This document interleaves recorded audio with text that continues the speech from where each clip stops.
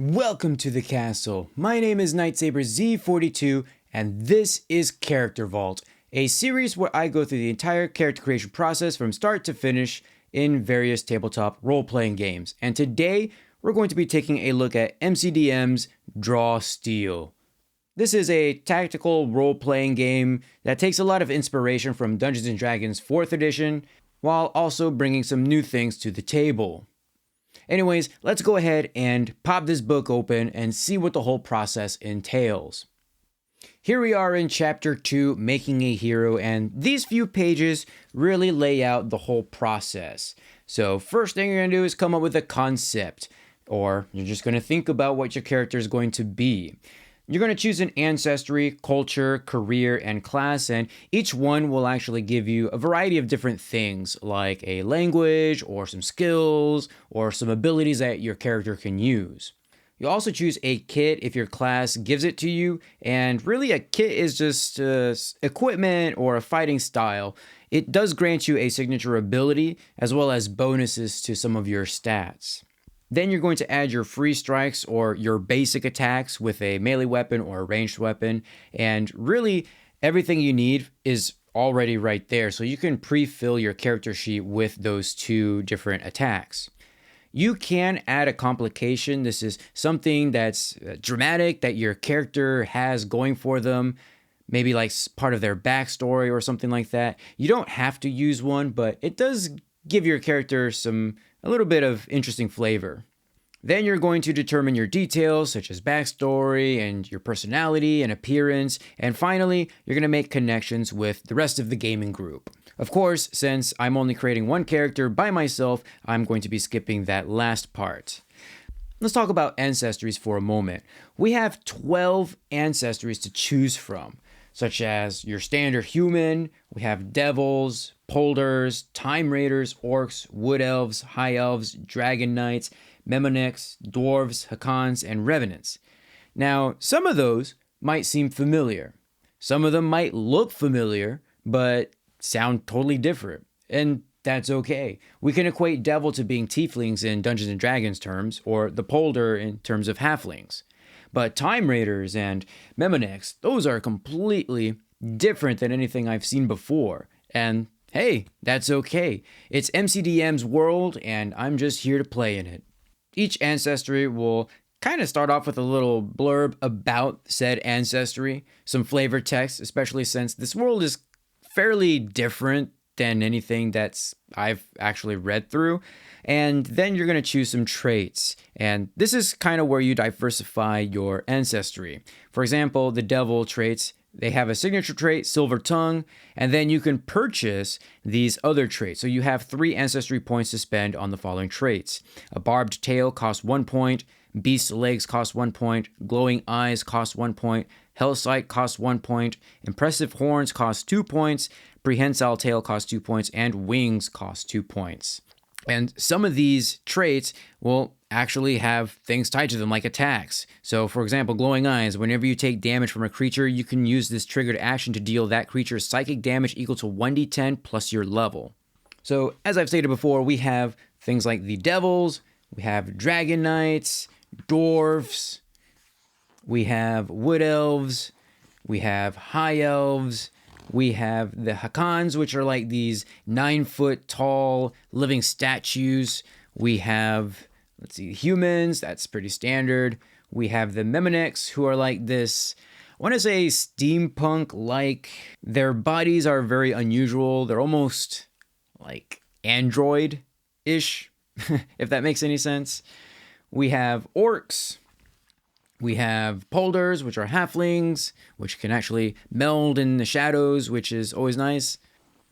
We have revenants, which I think is a really interesting addition to your standard, race pick or ancestry picks. But hey, if you're a hero, like you say you chose an orc as your hero or as your ancestry, you can actually become a revenant. And I believe it does state that revenants should not be chosen at the very beginning. You should become a revenant. But hey, it's your game. And we have the time raiders, and this one's an interesting one. These are like a race of people who were enslaved by some god or something like that in the far future, and now some of the people are here in the present. They have 4 arms though, which is actually really cool, and that does play into some of their traits. Also, they don't have eyes, they have like goggles instead, or something weird like that. This time around, instead of choosing the halfling race like I usually do in my fantasy games, I'm going to choose the orcs. And the orcs start with the signature trait, Relentless. Whenever a creature deals damage to you that leaves you dying, you can make a free strike against any creature. If the creature is reduced to 0 stamina by your strike, you can spend a recovery. So this is kind of like Borderlands, you know? When you get downed, you're crawling, but you can still shoot and use some abilities and things like that. And if you kill the enemy, you can come back. Or I guess even Guild Wars 2 does it too. Anyways, we have 3 ancestry points to spend. And we can choose Bloodfire Rush, Glowing Recovery, Grounded, Nonstop, or the Passionate Artisan. By the way, orcs are different in this iteration of fantasy in that, well, they're not really brutes, and I think that we've kind of steered away from that stereotype, but these guys, they're like artisans, blacksmiths, painters, musicians, and things like that. It's a really interesting take on the orcs and their culture, which I kind of really dig. I'm going to choose Grounded as my first trait. The magic in your blood makes it difficult for others to move you. You have a +1 bonus to stability. That just means it's harder for us to get pushed or pulled or things like that. And then I'm going to choose Nonstop for my last 2 points. Your blood fire supplies you with a constant rush of adrenaline. You can't be made slowed. So now we can't really be affected by, our movement speed or being pushed and pulled and things like that. And I really like that. That's going to go very well for what I'm going to choose as my eventual class. For now, let's take a look at your background. Now, your background is going to consist of your culture. Your culture is going to give you a basic language that you already know, an environment that you grew up in, your community's organization, whether they're a bureaucratic society or a communal society, as well as your upbringing. The languages are about what you would expect. Every ancestry has their basic language, but then you've got others that are a little bit more rarer, I guess. Anyways, I'm going to choose the standard orc language, Kaliak, which is an offshoot of Zaliak, if that makes any difference. In terms of our environment, we can choose nomadic, rural, secluded, urban, wilderness, and I'm going to choose wilderness. We get to choose 1 skill from the crafting or exploration skill groups, and by the way, all of these options do have a quick build, so if you're in a rush to build a character, you can just choose the things that you want. For example, when I chose orcs, the purchased orc traits could have a quick build. I'm choosing wilderness, and there is a quick build. It says I could choose endurance, which is actually what I'm going to take. And a lot of these options will have that quick build option for you. For our culture's organization, we either grew up in a bureaucratic society or a communal society. So in a bureaucratic society, we have official leaderships, it could be a democratic society where you vote them in, or you might have like a king or something like that. And then we have the communal, which is basically all members of that culture are equal or are considered equal. That means when any decisions need to be made, everybody has an equal say in said decision. We're going to come from a communal organization, which gives us a skill in the crafting or exploration skill groups. And for that one, I'm actually going to choose Navigate, which I believe is in the exploration skill group. Now, our upbringing is more specific and personal part of our hero's story. We can have the academic upbringing, creative, labor, lawless, martial, or the noble upbringing. And I'm actually going to choose the labor upbringing. Basically, we grew up in a community where we had to work for a living. We can choose the blacksmithing skill from the crafting skill group, the handle animal skill from the interpersonal group, or a skill from the exploration group, our choice. And I'm going to choose the handle animals skill. Next is our career. This is, our job before we became an adventurer. Choosing a career will give us some skills, maybe another language, possibly some renown. So we might be a little bit known for what we did in our job. Some wealth. We don't really use standard money in this game. Instead, we have a wealth score, which will allow us to buy items or equipment and things like that. We could have project points, which is used for crafting and research purposes, or even a perk. Each career also has an inciting incident, which kind of suggests the potential reason why we gave up that career and turned to a life of adventuring.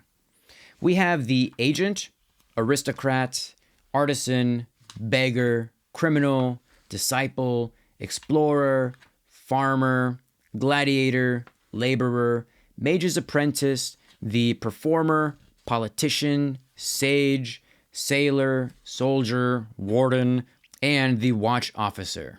And I'm going to choose the warden. You protected a wild region from those who sought to harm it, such as poachers and cultists bent on the destruction of the natural world.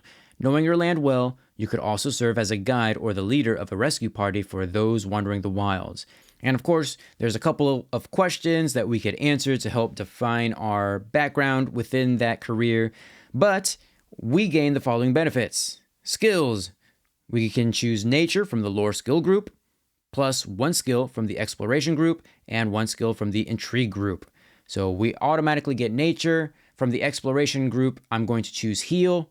From the intrigue group, I'm going to choose sneak. We also get 1 additional language, which I'm not really going to bother with right now because I don't know what I'm going to be doing with this guy. We do start off with 120 project points, which I'm not really going to specify what that project is at the moment until I actually, get into a group with this guy. We get 1 exploration perk. And the exploration perks are on page 228. So we have things like Brawny, Camouflage Hunter, Danger Sense, Friend Catapult. So basically like Colossus Flings, Wolverine, that thing. I've got you, Monster Whisperer, Put Your Back Into It, Team Leader, Teamwork, and Woodwise. For this character, I'm going to choose Camouflage Hunter. So whenever you are in wilderness, once you are hidden from a creature, you don't need cover or concealment to stay hidden from them. Which I think is kind of odd, but I guess if you have the clothing for it, you can totally do that. I don't know. It's just weird, but it also makes sense for what I want with this character. And last but not least, we need to choose or roll for an inciting incident. And this is going to be a D6 roll, which I happen to have right here. So let's go ahead and roll and see what we get. We got a 4, which is Honor the Fallen. A group of heroes arrived in your territory with trouble close on their heels. You fought alongside them to turn back the evil, but it was too much. The heroes fell, and your wilderness was forever altered. Though your lands are beyond saving, there are other lands you can help. All right, I totally dig that. We can definitely do something with it. Now comes the exciting part, or at least to me. I know a lot of people don't really like classes in fantasy role-playing games, but I kind of do. I kind of dig it. But more importantly, your class is going to give you quite a lot of different things. It's going to give you your ability scores. It's going to give you your potencies, your starting stamina, which is your HP in this game, your recoveries, because you can actually, you can only regain your stamina by spending recovery points and things like that. You also get some skills, and then you get to choose a subclass, which will give you even more things, which more importantly is going to give you your actions, such as triggered actions, your main actions, things that you're going to be using to attack your enemies with. What classes do we have to work with in Draw Steel? Well, we have the Censor, which is kind of like the Paladin, if I could equate it to another class from like Dungeons & Dragons. We have the Conduit, which is like your Cleric class. We have the Elementalist, that's your standard Wizard. I really do like that we actually have like the name Elementalist. That just reminds me of Guild Wars, which I absolutely love. The Fury, which is your Berserker, Barbarian type class, if I could equate that to something else. They don't really rage, but they get rage points or ferocity points We have the Null, which is a monk class. They use not psychic, but psionic powers to modify their or enhance their body, rather. We have the Shadow, which is like your thief or assassin, people who like to sneak around. We have the Tactician, which is you kind of standard fighter, your leader in a way. Somebody who can help your allies reposition or give them bonuses and things like that, while also being very capable in combat. We have the Talent, which is, I don't want to say it's a warlock because that's totally not it, but it's kind of like another mage class that uses psionic powers that in a way that doesn't just enhance their bodies like a monk would. So another mage class, but psionic. The Troubadour, which is a bard class. So that's pretty much all there is to say about that. It's a bard, jack of all trades, a lot of drama stuff with them, but also very interesting. And you could probably see that your levels only go up to 10th level, which is fine. I mean, most games I would imagine don't really make it up to high levels, like up to 20, because that just takes forever. But you do get some pretty cool stuff at 10th level, and by the time you get there, you're known throughout the multiverse or whatnot. I am actually going to be choosing the Fury for my character. Let's start with our characteristics. We actually have 5 different characteristics. We have Might, Agility, Reason, Intuition, and Presence. Now, our Might and Agility are both going to start with a score of 2. That means whenever I roll my dice, I'm adding +2 if it uses Might or Agility. Then I can choose an array. I can either choose the 2, -1, -1 array, I could choose the 1, 1, -1 array, or I can choose the 1, 0, 0 array.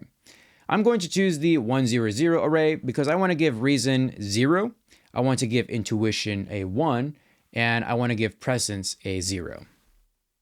We have potencies, and that comes in weak, average, and strong. So our weak potency is going to be Might -2, our average potency is going to be Might -1, and our strong potency is going to be Might.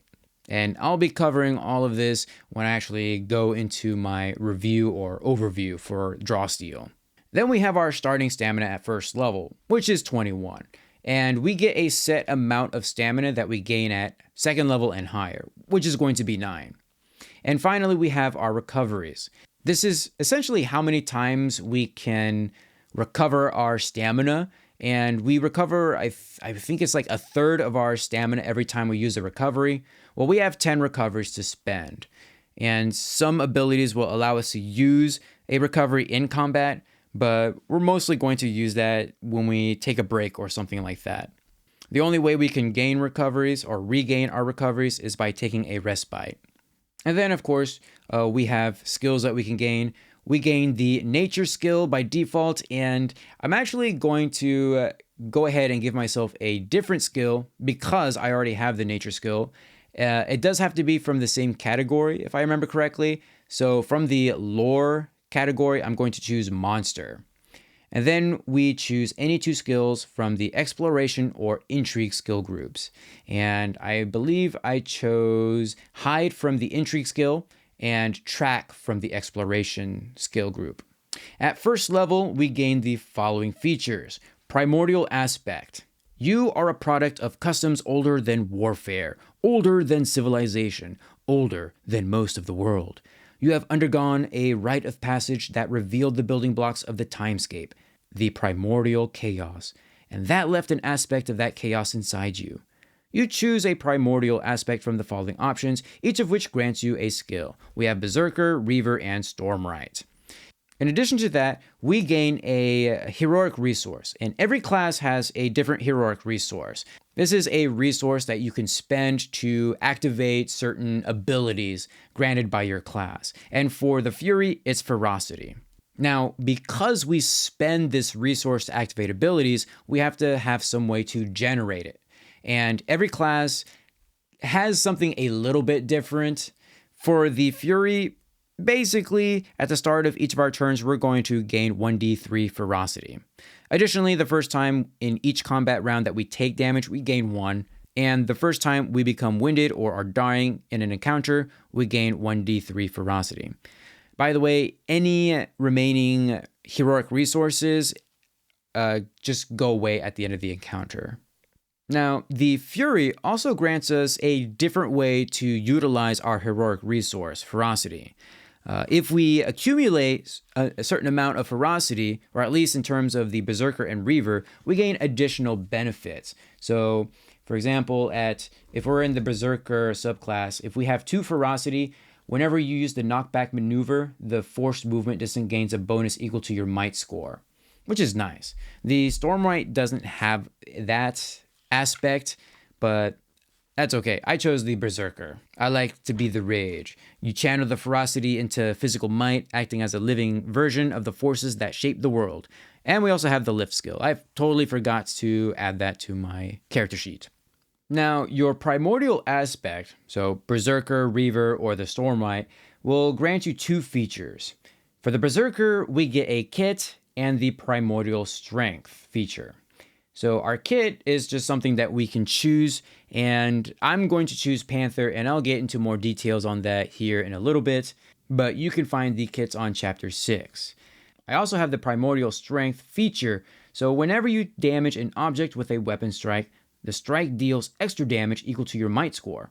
Additionally, whenever you push another creature into an object, the creature takes extra damage equal to your might score. As your ferocity grows, you gain benefits as noted on the Berserker Growing Ferocity table. Our aspect will also give us a triggered action, and the Berserker's triggered action is Lines of Force. Triggered abilities are something that triggers when X happens. So for example, if the target would be force moved, then we gain the effect. We can select a new target of the same size or smaller within distance to be force moved instead. You become the source of the forced movement, determine the new target's destination, and can push the target instead of using the original forced movement type. Additionally, the forced movement distance gains a bonus equal to your might score, and we can spend 1 ferocity. The forced movement distance gains a bonus equal to twice your movement score instead. So really, my character is all about repositioning enemies and hitting hard. Now, something else that we do get that's not really part of our aspect is Mighty Leaps. You can't obtain lower than a Tier 2 outcome on any might test made to jump. Now, we do get to choose a signature ability, and there's a list of 4 here. I'm going to choose Hit and Run. Staying in constant motion helps you slip out of reach after a brutal assault. This is a melee strike, and it's also a main action. We can target 1 creature or object. It's a power roll plus might. On an 11 or lower, we deal 2 plus might damage.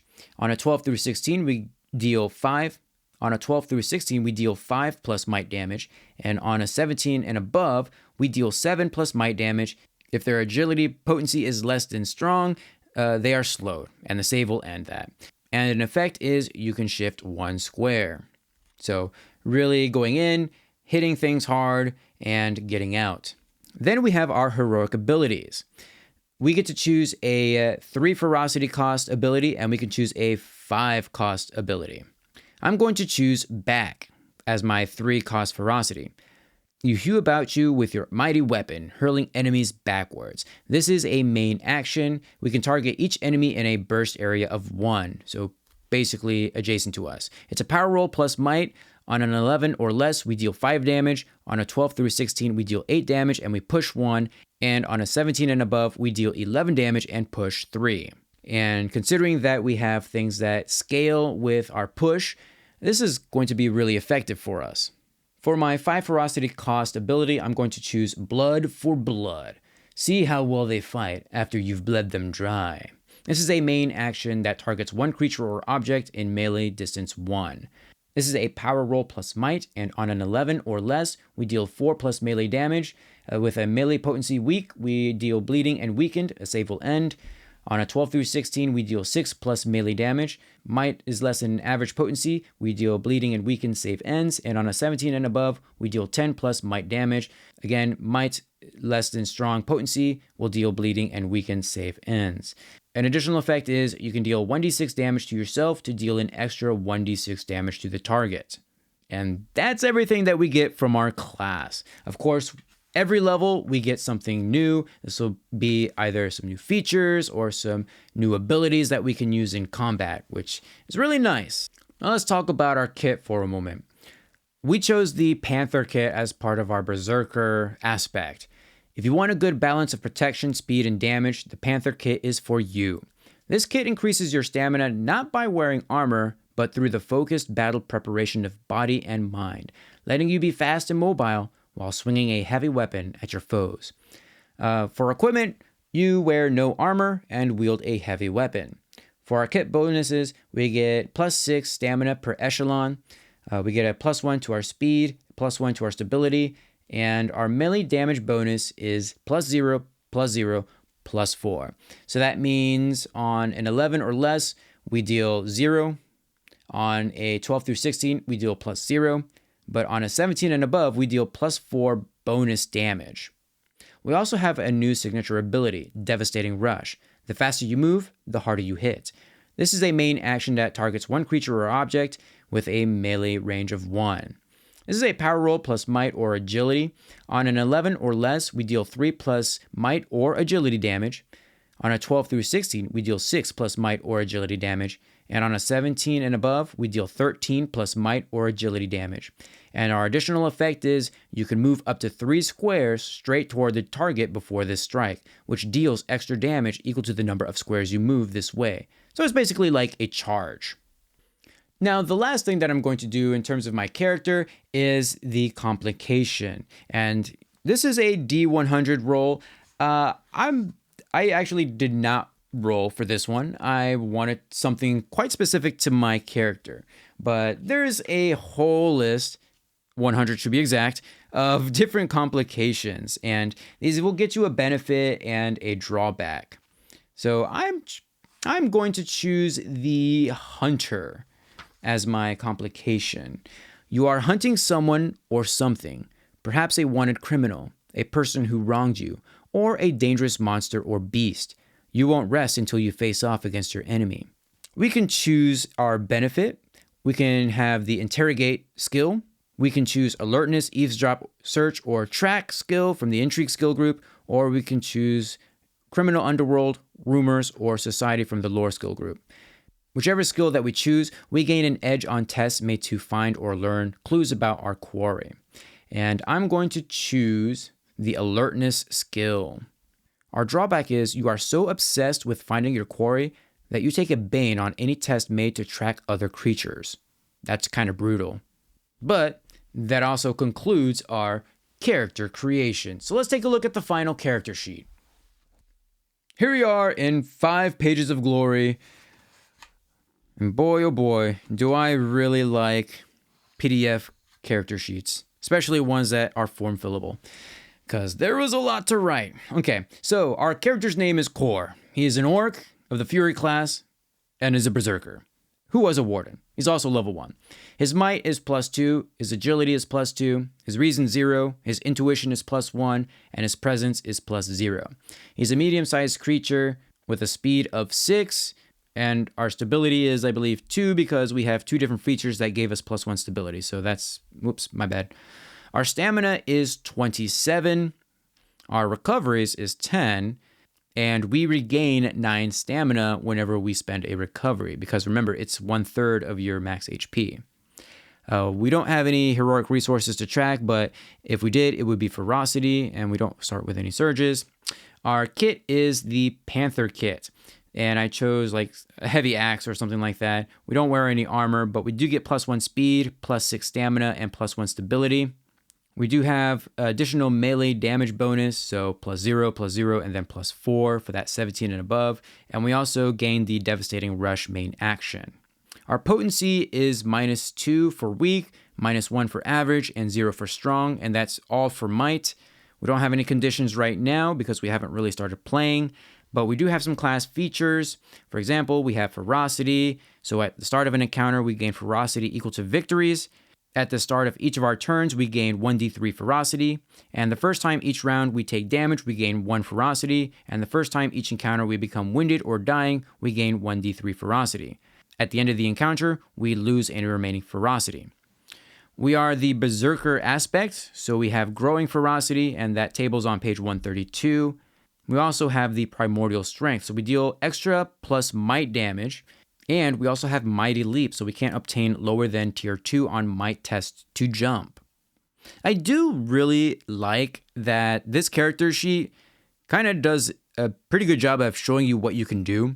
So spending hero tokens, which is something that we haven't talked about that we'll get into in the overview. But we also have like our move actions, our main actions, and our maneuvers. We actually get a move action, a main action, and a maneuver. So we can use all three of those in combat. All right, and then for our environment, we grew up in the wilderness with a communal organization, and we basically worked as a laborer or something like that. We know Kaliak as well as one other language. Our career is the warden, and the only thing I really wrote down that we gain from that is that we have 120 project points. And our complication, of course, is the hunter. In terms of skills, we don't have any crafting skills, but we do have endurance, heal, lift, and navigate in the exploration skill group. For the interpersonal skill group, we have handle animals. For the intrigue, we have alertness, sneak, track, and hide. And then from the lore skill group, we have monsters and nature. I also wrote down that we have the relentless ancestry trait and the grounded and non-stop ancestry traits as well. Of course, I didn't even bother writing what they do, which is bad on my part, especially since this is form fillable. On the next page, we have all of our actions, including our free strikes. So we have devastating rush, lines of force, hit and run. Our heroic abilities are back and blood for blood. Back costs 3 ferocity and blood for blood costs 5 ferocity. And really, we're most likely going to be using devastating rush or hit and run for our attacks most of the time. We would really only use our free strikes if we're doing an attack of opportunity, or for some reason somebody granted us a free strike from an ability or something like that. And of course, if we have the ferocity and we really wanted to punish our enemies, we could use a heroic action. But for the Fury, we'd probably be banking our ferocity just for the extra effects. The other page is granted for titles, trinkets, and level treasures, as well as consumables. And then our project would also go here, which I don't know what my project is, so I just left that blank. And really, that's all there is to creating a character in Draw Steel. There's quite a lot to look through. But if you have a good concept in mind, it should be a little bit more manageable. Feel free to leave a comment down below. If you've played Draw Steel or even made a character, tell me about them, or tell me about your experiences. Give this video a huge thumbs up to support this series, and I will see you guys in the next video.